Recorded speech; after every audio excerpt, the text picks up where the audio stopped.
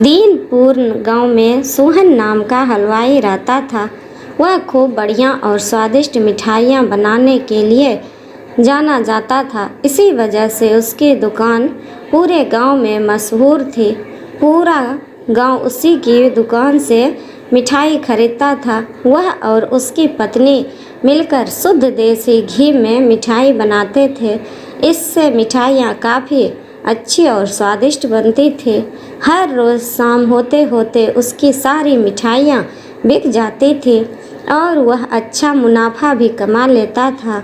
मिठाइयों से जैसे ही आमदनी बढ़ने लगी, सोहन के मन में और पैसा कमाने का लालच आने लगा। अपनी इसी लालच के चलते उसे एक तरकीब सूझी। वह शहर गया और वहाँ से एक दो चुम्मक के टुकड़े लेकर आ गया। उस टुकड़े को उसने अपने तराजू के नीचे लगा दिया। इसके बाद एक नया ग्राहक आया जिसने सोहन के पास से 1 किलो जलेबी खरीदी। इस बार तराजू में चुम्मक लगाने की वजह से सोहन को अधिक मुनाफा हुआ। उसने अपनी इस तरकीब के बारे में अपनी पत्नी को भी बताया, लेकिन उसकी पत्नी को सोहन की यह चालाकी अच्छी नहीं लगी। उसने सोहन को समझाया कि उसे अपने ग्राहक के साथ इस तरह की धोखेबाजी नहीं करनी चाहिए, लेकिन सोहन ने अपनी पत्नी की बात बिल्कुल नहीं सुनी। वह हर रोज़ तराजू के नीचे चुम्मक लगाकर अपने ग्राहकों को धोखा देने लगा। इससे उनका मुनाफा बढ़कर कई गुना अधिक हो गया। इससे सोहन को काफ़ी खुशी हुई।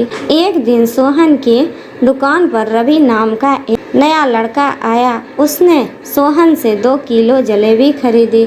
सोहन ने इसे भी चुम्मक लगे तराजू से तोलकर जलेबी दे दी। रवि ने जैसे ही जलेबी उठाई, उसे लगा कि जलेबी का वजन 2 किलो से कम है। उसने अपना शक दूर करने के लिए सोहन से दोबारा से जलेबी को तोलने के लिए कहा। रवि की यह बात सुनकर सोहन चिढ़ गया। उसने कहा, मेरे पास इतना फालतू समय नहीं है कि मैं बार बार तुम्हारी जलेबी ही तोलता रहूं। इतना कहकर उसने रवि को वहां से जाने के लिए कह दिया। सोहन मिठाई वाले की बात सुनने के बाद रवि जलेबी लेकर वहां से चला गया। वह एक दूसरी दुकान पर गया और वहां बैठे मिठाई वाले से अपनी जलेबी तोलने के लिए कहा। जब दूसरे दुकानदार ने जलेबी तोली तो जलेबी सिर्फ 1.5 किलो ही निकली। अब उसका शक यकीन में बदल गया था। उसे पता चल गया कि सोहन मिठाई वाले के तराजू में कुछ गड़बड़ है। अब उसने तराजू की गड़बड़ को सबके सामने लाने के लिए खुद एक तराजू खरीद लिया और उसे ले जाकर सोहन मिठाई वाले की दुकान के पास ही रख दिया। फिर रवि अपने सभी गांव के लोगों को वहां पर इकट्ठा करने में लग गया।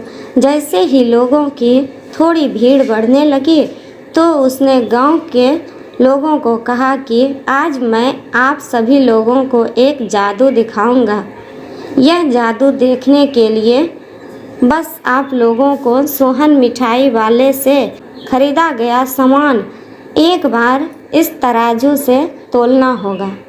तब आप लोग देखेंगे कि कैसे सोहन मिठाई वाले के तराजू में तोली गई मिठाइयाँ इस दूसरे तराजू में अपने आप ही कम हो जाती है। कुछ देर बाद 1-2 लोग मिठाई लेकर रवि के पास पहुँचे तो उसने ऐसा करके भी दिखाया। इसके बाद सोहन के दुकान से जिसने भी मिठाई खरीदी थी, सभी ने रवि के तराजू में तोल कर देखा तो सबकी मिठाइयाँ 250 ग्राम से लेकर आधा किलो तक कम निकली।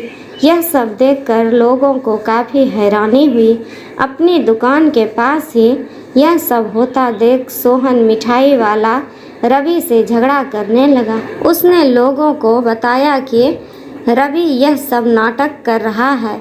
अपनी बात को सही साबित करने के लिए रवि सीधे सोहन मिठाई वाले का तराजू लेकर आया और तराजू में लगा चुम्मक निकालकर सबको दिखाने लगा। यह देखकर गांव वालों को बहुत गुस्सा आया। सबने मिलकर उस लालची मिठाई वाले को खूब मारा। अब उस लालची मिठाई वाले को अपने लालच और उसके कारण की गई गलत हरकतों पर पछतावा हो रहा था। उसने अपने गांव के सभी लोगों से माफ़ी मांगी और वादा भी किया कि भविष्य में वो ऐसी कोई भी जालसाजी नहीं करेगा। सोहन की इस धोखेबाजी से पूरा गांव नाराज़ था, इसलिए लोगों ने उसकी दुकान में जाना काफ़ी कम कर दिया। इधर सोहन के पास पछताने के अलावा कुछ और नहीं बचा, क्योंकि वो पूरे गांव वालों का भरोसा खो दिया था। कहानी की सीख, कभी भी लालच नहीं करना चाहिए। हमेशा ईमानदारी के साथ अपना काम करने से ही इंसान का नाम होता है। लालच के चलते भले ही कुछ समय के लिए अच्छा फ़ायदा हो, लेकिन इससे इज्जत और आत्मसम्मान दोनों कम हो जाते हैं। थैंक यू दोस्तों, धन्यवाद।